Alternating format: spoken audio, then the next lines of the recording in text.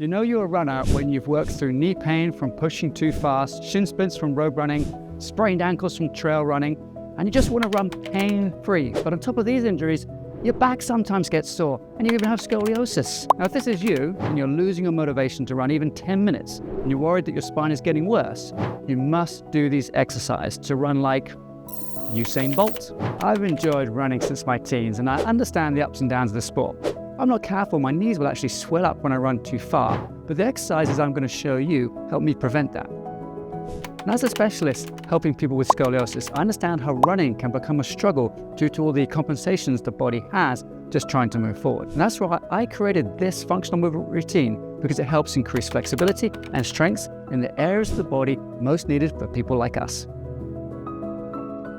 Walking and running are a series of functional movements where we have rotation happening in our hips, counter rotation in our shoulders, rotation in our hands, and rotation in our feet.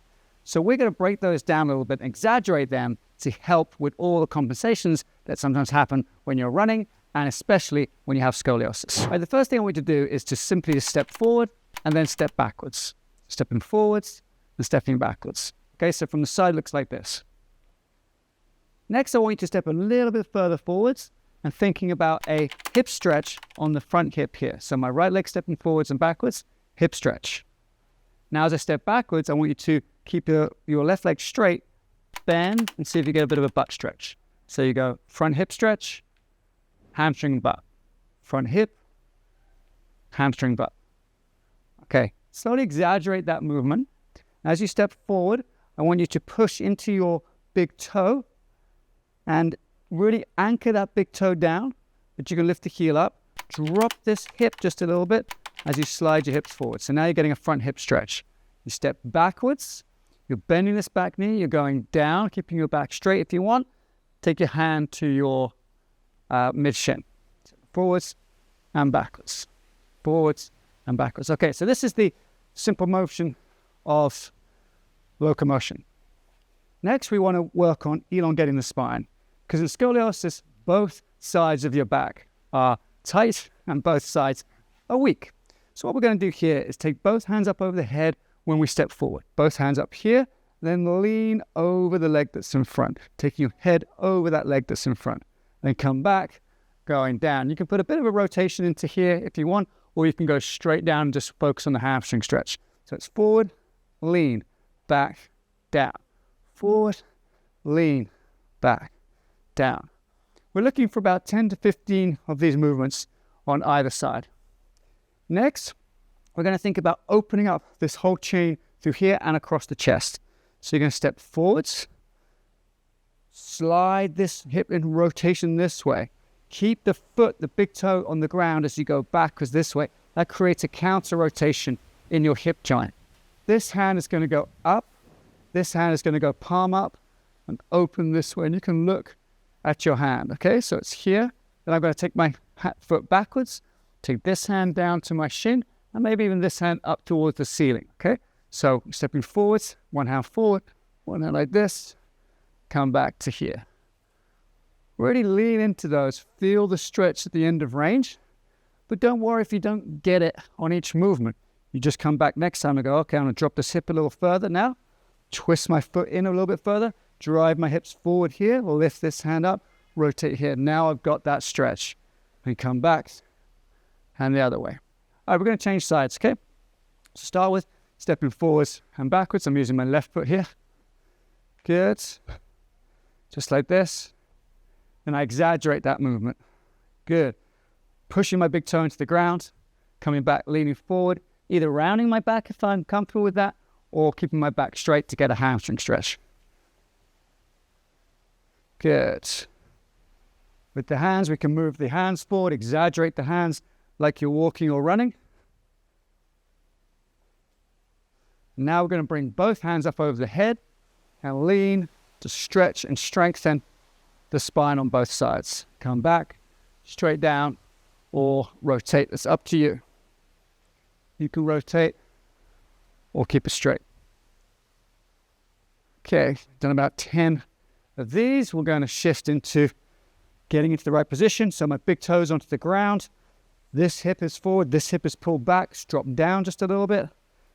taking my right hand up, reaching towards the ceiling. Another addition here, you can actually try and imagine you're balancing a plate on that hand. So that ties up the fascia all the way into your armpit. This one, plate on this hand. Look at the hand as it goes backwards. Open up the front of your chest. Lift your head towards the ceiling. Deep breath in here. Expand through your front and back, and come backwards. Down, flex to the hip. Rotate, take this hand towards the ceiling. Okay, we're going to do that a little bit faster now. So you breathe in, expand, breathe out. Breathe in, expand, breathe out. These will be fast for some people, but the more you do it, the quicker you can move through these motions. Okay, this leads us really nicely onto the second movement, which doesn't occur overtly in running, i.e. you're not going to see it, but it's going to help move the hips from side to side, okay? I'm going to step out with this foot here, and I can keep my feet parallel to each other. Take this hand up over the head, bend this knee, okay? So I'm bending the knee on the right side and lifting up with my right hand. I'm using this hand to push my hip down to isolate a stretch in my groin here. Then I'm going to take this hand across and in front. And so I'm counter-rotating through my spine, straightening out that scoliosis with one hand in one movement, and then de-rotating that rib hump with the other hand. It doesn't matter if this is the opposite side for your scoliosis, because we're going to do both sides. You're going to step across with that foot. That's a balancing act. That's kind of fun. Take this hand up and slide this hand through. Good. Again, here and here. Now, if it pinches the front of your hip, or so the outside of your hip, when you do this, just step forward slightly. Just push the hip backwards just a little bit. That'll get a nice stretch into there. Good. And then across here and rotate. Excellent. You can pull this hip backwards as you do this as well. We'll open up the back of your hip and fascia. Really trying to drive my big toe here into the ground. Don't let that big toe roll off like that, because that can happen. All right. So once you've got the fundamental movements, 10 to 15 of these on both sides. Good. I'm going to take you through the other side now. So in this case, my left leg is moving. I'm stepping out, pushing down on that hip, lifting this hand up. The act of lifting this hand up drops that hip down just a little bit further. Taking this one through can tie up the rotation in this hip quite nicely. Some people actually prefer going this way. You could try that if you want to, but this way works for me. And then I come back. Here's that balancing act. Step across, pull that hip back, push that toe down, lift this hand up, take this hand through. Good. Your head can look up or look down depending on what feels best for you. So through here, back to here. Really tightening up and stretching and activating that fascia. So we go through this side to side motion that does happen in running. We just don't see it so much. Good. Lastly, we're going to work on the rotational aspect of running. Because when we run forward, there's a whole bunch of rotation happens here, whole bunch of rotation happens here, whole bunch of rotation happens here. So we're going to give the body a little bit more rotation so that you can run more efficiently. I want you to imagine you're on a clock face. So I've got 12 o'clock straight forward and I've got 6 o'clock behind me. I'm going to take this foot here and I'm simply going to step it across, point at 90 degrees this way. So I'll be pointing at 9 o'clock. All right, same side hand goes up overhead. This hand just opens up like this. And I'm de-rotating, decompressing my spine, and it gets longer as we rotate. And then we're going to come back, feet together for a split second, and then I'm going to step out this way. Now my foot is pointing at 4 o'clock. So I'm going to take my right hand, I'm going to rotate it all the way to the right, and my left hand is going to go up like this. Again, rotating, decompressing my spine. So rotate, rotate, rotate, rotate. Try and open the fingertips up as well. That opens up the fascia all the way to the end.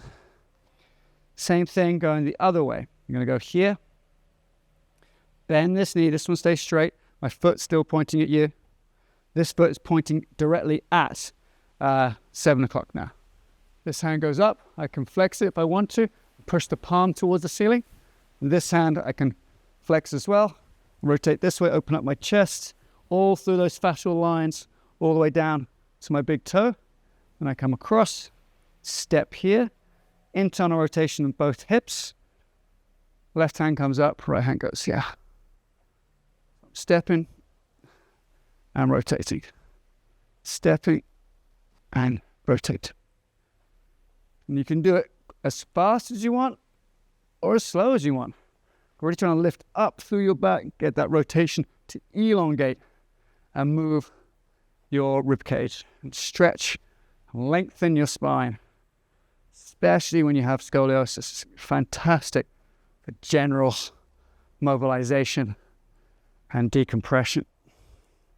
All right, 10 to 15 movements in each one of those movements before you go running or every day. Don't be afraid of trying this routine. I know that doing exercises when you have scoliosis can make you feel anxious about making it worse and sometimes even hopeless about what to do. And the main reason people stop running or even walking is due to back pain. And this is going to help. So keep in mind that these are a unique form of low impact exercise that will help you become stronger and more flexible whilst giving you a gentle cardiovascular workout. So do this routine once a day, especially before running, and drop me a comment below telling me how it went for you.